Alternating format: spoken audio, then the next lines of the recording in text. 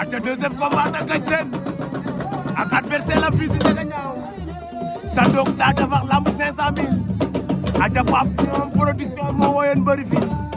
dégg leen 500 000 ci 2 catégories aca Ngagne Sene numéro 2 gi noonu abonné partagé si Yàlla Nak TV aca Ngagne Sene ak adversaire am Sey Njom waaw waaw ndeysaan am naa licence daal yomb na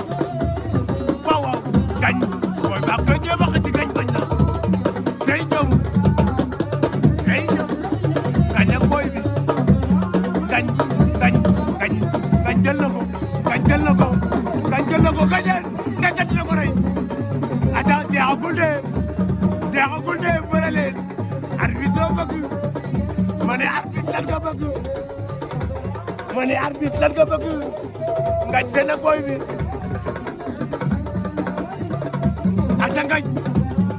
Ngagne jël na ko Ngagne jël na ko bu yëkkati de daan na ko ma ne dooley bëre ma ne doole la